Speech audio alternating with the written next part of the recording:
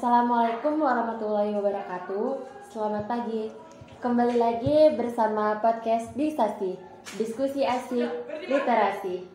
Baiklah, di sini saya akan mewawancarai salah satu siswa di sekolah yang berprestasi. Siapa nih namanya?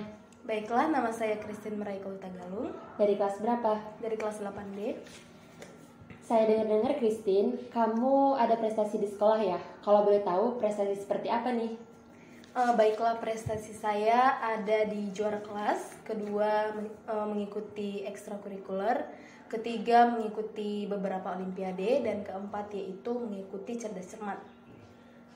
Oh iya, kalau boleh tahu nih, kan prestasi nih, pasti ada aja bidang yang paling kamu sukai. Kalau boleh tahu bidang seperti apa? Saya lebih suka di IPA, terutama di biologi dan fisikanya. Tapi mata pelajaran yang lain tetap saya ingat dan ya saya tetap suka juga. Wah, keren banget. Padahal IPA itu susah loh, apalagi biologi ataupun fisika untuk menghafal rumus-rumus. Kalau boleh tahu, gimana sih cara belajarnya atau mau memberi tips buat yang lain supaya memotivasi teman-teman yang lain supaya mau belajar gitu? Ya, caranya kalau kita belajar, kita itu jangan fokus ke menghafalnya. Kita harus fokus dalam memahaminya. Karena kalau kita menghafal, pasti deh besoknya akan lupa apa yang kita pelajari. Tapi kalau kita pahami materi tersebut, sampai selama-lamanya pun bisa ingat. Satu lagi, selain mengikuti pembelajaran sekolah, kita juga harus mengikuti ekstrakurikuler. Selain ekstrakurikuler, olimpiade-olimpiade yang dapat mengasah kita menjadi orang yang lebih bagus lagi.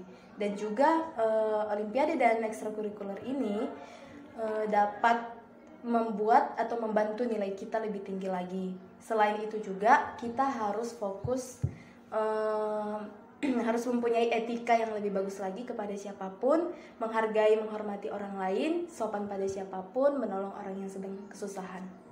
Dan juga motivasi lagi nih, walaupun kita gagal, tapi kita jadikanlah kegagalan itu adalah awal dari kesuksesan. Itu kuncinya. Keren banget, sumpah. Bagus juga nih buat motivasi teman-teman yang lain yang dikatakan Christine tadi. Buat Christine nih, pernah gak sih ngerasa capek karena mengikuti kegiatan dari sekolah gitu? Wah, itu wajar sih. Kadang juga saya susah membagi waktu antara pekerjaan rumah, antara belajar di sekolah dengan kegiatan-kegiatan ekstrakurikuler lain yang membebani pikiran saya. Nggak terasa capek juga ya kan? Karena kalau di sekolah pasti ketemu teman-teman dan healing bareng. Dan gimana sih caranya supaya tetap semangat ya Christine? Padahal banyak banget tekanan-tekanan, pasti ya itu kadang mau juga ngerasa depresi gitu. Jadi gimana supaya cara kamu tetap semangat buat memotivasi diri sendiri? Ya, cara saya mengikuti tokoh yang bernama Thomas Alva Edison. Walaupun dia beribu-ribu kali gagal, dia tetap berusaha. Bayangkan menciptakan bola lampu pijar yang bisa kita nikmati nih sekarang. Jadi kita harus tetap sering memotivasi diri sendiri. Kita contoh deh, seperti Thomas Alva Edison tadi. Mungkin intinya jangan takut buat mencoba ya kan. Mencoba, apalagi buat mencoba hal yang baru. Kalau kita nggak mencoba pasti nggak akan tahu. Iya, karena kalau gagal pun ya, karena mau sukses pun itu pasti dari kegagalan juga. Mau gimana caranya kita sukses kalau belum merasakan apa namanya kegagalan? Bener-bener perfect sih kalau ini. Semoga temen yang lain bisa termotivasi dan bisa nulani pinternya ya kan. Tapi aku bingung nih Christine, kenapa sih kalau aku belajar susah banget buat menghafal atau memahami materi? Kalau cara aku sih ya, kalau nggak paham-paham itu kadang mau aku totok-totok di kepala aku gini nih pakai segumpalan tangan nih. Mungkin kalau belum bisa memahami pakai batu bisa ya kan? Iya, bisa banget sih.